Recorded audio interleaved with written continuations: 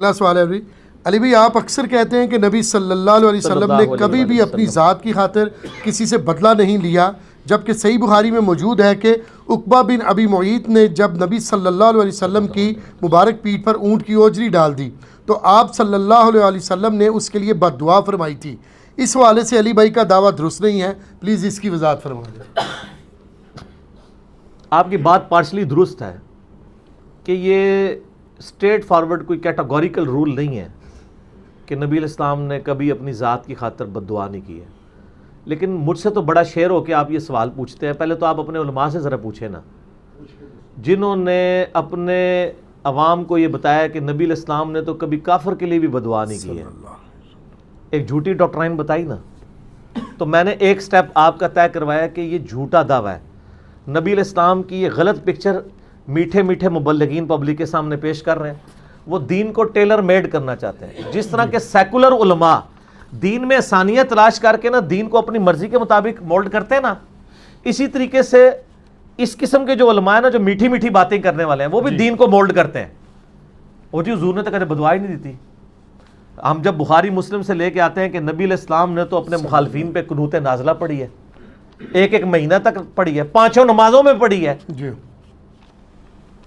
پھر آپ صلی اللہ علیہ وآلہ وسلم نے جب یہ قنوت نازلہ پڑھی ہے تو اس سے ایک سٹیپ تو ان کا طے ہو گیا کہ جی نہیں، پھر وہ آگے کہتے ہیں ہاں جی کافروں پہ پڑھی ہے، تو سر یہ تو آپ کو انجینئر نے آگے بتایا نا، آپ نے تو کہانی یہ کرائی بھی تھی کہ کافر کو بھی بدعا نہیں دی ہے، لہٰذا اس کا مطلب ہے آپ کے سارے بزرگ کہانیاں کرواتے تھے۔ پہلے تو اے بھی منو نال، اے منو کہ بزرگاں نے کہانیاں کرائیاں نے، انجینئر نے صحیح گل دسی ہے، ایک سٹیپ اگے طے ہویا۔ آگے یہ رہا کہ نبی علیہ السلام نے اپنی ذات کی خاطر کبھی کسی کو بدعا نہیں دی ہے دین کے معاملات میں۔ وہ 70 صحابہ کو دھوکے سے قتل کیا تو آپ نے قنوت نازلہ پڑھی کافروں کے اوپر کہ اللہ تعالیٰ ان کو تباہ و برباد کرے۔ یہ بات صحیح ہے کہ نبی علیہ السلام نے اپنی ذات کی خاطر عموماً آپ کا رول یہی ہے کہ آپ نے کبھی کسی کے اوپر بددعا نہیں کی ہے، لیکن ظاہر ہے آپ بھی ایک انسان تھے، کبھی کبھار آپ کو بھی تکلیف کا وہ لیول اچیو ہو جاتا تھا کہ آپ کی زبان سے بھی اپنی ذات کے حوالے سے بھی کسی کے لیے بددعا نکل جاتی تھی۔ روبوٹ تو نہیں تھے نا، انسان تھے، انسان کے احساسات ہوتے ہیں۔ عموماً ایسا ہی ہوتا تھا کہ آپ بددعا نہیں دیتے تھے، لیکن ان کی بات صحیح ہے کہ کبھی کبھار نبی علیہ السلام سے ایسے معاملات بھی ہوئے ہیں، جیسا کہ بخاری مسلم میں حدیث ہے جو انہوں نے کوٹ کی ہے۔ عبداللہ، یہ جو ولید بن عقبہ کا والد تھا، عقبہ بن ابی معیط، یہ نبی علیہ السلام کے یعنی چند بڑے مخالفین میں سے تھا۔ بخاری مسلم دونوں میں آتا ہے، بخاری مسلم دونوں میں ایک چیپٹر ہے ان اذیتوں کا بیان جو نبی علیہ السلام کو اور ان کے اصحاب کو کافروں سے اٹھانی پڑی۔ یہ چیپٹر بخاری میں بھی ہے اور مسلم میں بھی، اس میں یہ حدیث مل جائے گی آپ کو۔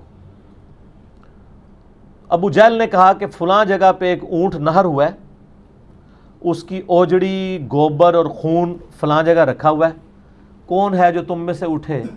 اور نبی علیہ السلام حرم مکہ میں نماز پڑھ رہے تھے اور آ کے نبی کے اوپر وہ پھینکے غلاظت۔ غلاظت میں یعنی غلیظ ہونے کے اعتبار سے نہیں کہہ رہا، میں اس کی بدبو کے حوالے سے کہہ رہا ہوں۔ تو یہ جو عقبہ بن ابی معیط ہے نا، سرکش، یہ کھڑا ہوا، اس نے کہا میں یہ کام کروں گا۔ یہ حدیث روایت کرتے ہیں عبداللہ ابن مسعود رضی اللہ تعالیٰ عنہ، وہ کہتے ہیں وہ گیا اور لا کے اس نے، نبی علیہ السلام سجدے کی حالت میں تھے، آپ علیہ السلام کی پشت کے اوپر اتنی بڑی اونٹ کی لا کے اوجڑی ڈال دی اور باقی سارے اس کی وہ آنتیں وغیرہ۔ اب ظاہر ہے وہ اتنا وزن تھا، نبی علیہ السلام سجدے سے سر نہیں اٹھا پا رہے تھے۔ تو عبداللہ بن مسعود کہتے ہیں کاش ہم اس وقت اتنے سٹرانگ ہوتے کہ ہم وہ اوجڑی ہٹا سکتے۔ تو کہتے ہیں میں فوراً بھاگتا ہوا سیدہ فاطمہ سلام اللہ علیہا کے پاس کیا کہ اس طرح نبی علیہ السلام کے اوپر کسی نے اوجڑی ڈالی ہے۔ تو سیدہ فاطمہ دوڑتی ہوئی آئیں اور انہوں نے آ کے اس اوجڑی کو ہٹایا۔ تو نبی علیہ السلام نے پھر اس وقت یہ بد دعا کی کہ اللہ عقبہ ابن ابی معیط کو پکڑ لے، تو عتبہ کو پکڑ لے، شیبہ کو پکڑ لے، ابو جہل کو پکڑ لے۔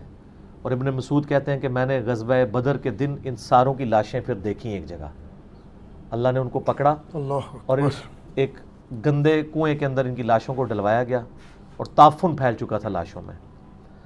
اچھا اس میں جو الفاظ ہیں ابن مسعود کہتے ہیں کاش میں اتنا اسٹرانگ ہوتا, کیونکہ ابن مسعود اعلیٰ خاندان سے نہیں تھے, ان کی جرت ہی نہیں تھی کہ وہ یہ کام کر سکتے, ورنہ ان کی وہاں پہ ایسی پٹائی ہوتی ان کو کرنے نہ دیتا. اس لیے جا کے انہوں نے حضرت فاطمہ کو جا کے شکایت لگائی. سیدہ فاطمہ چونکہ ہاشمیہ تھی تو اتنا عرب کے اندر تھا کہ وہ خاندانی اس چیز کا خیال کرتے تھے.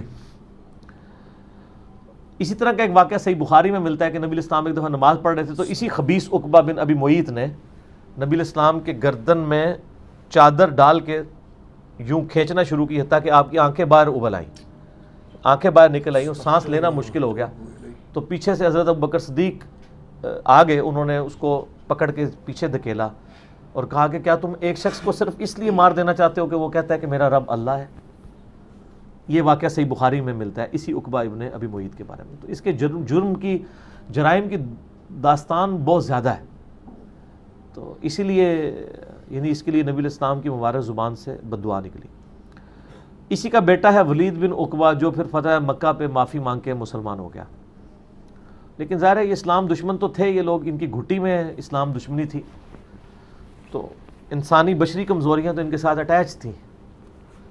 یہ حضرت عثمان غنی رضی اللہ تعالیٰ عنہ کا ایک سمجھ لیں ستیلا بھائی بھی لگتا تھا, عقبہ بن ابی معیط.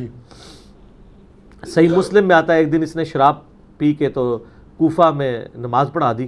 اس کو حضرت عثمان نے گورنر لگا دیا کوفے کا, جس سے حضرت عثمان کے لوگ خلاف ہو گئے کہ اپنے رشتہ داروں کو اوپر لے کے آ رہے ہیں. یہ مودودی صاحب کے بارے میں بکواسات تو علماء کر دیتے ہیں, لیکن ریالٹی کو آپ چھپا تو نہیں سکتے. مودودی صاحب نے کچھ بھی بات خود بنا کے تو نہیں لکھی. آپ مسلم شریف کو کہیں نا کہ اس نے بکواسات لکھے ہیں, نعوذ باللہ, یہ تو ریالٹی ہے. تو پھر حضرت عثمان تک شکایت پہنچی کہ جس نے شراب پی کے اس نے نماز پڑھائی ہے, لوگوں نے شکایت کی, پھر عثمان نے اس کو کوڑے بھی لگوائے. یعنی ایک بڑی دردناک چیز ہے. اس میں اس کو ڈیٹیل میں نہیں جانا چاہتا, آپ میرا یوٹیوب پہ کلپ دیکھ لیں سیدنا عثمان رضی اللہ تعالیٰ عنہ کی شہادت کے اصلی اسباب کیا تھے. اس میں نے یہ بخاری مسلم سے کئی احادیث بیان کی ہیں, اور میرے کربلا والے ریسرچ پیپر میں بھی حدیث ڈلی ہوئی ہے. وہ اسی کا بیٹا ہے, عقبہ بن ابی معیط کا بیٹا ہے ولید بن عقبہ. تو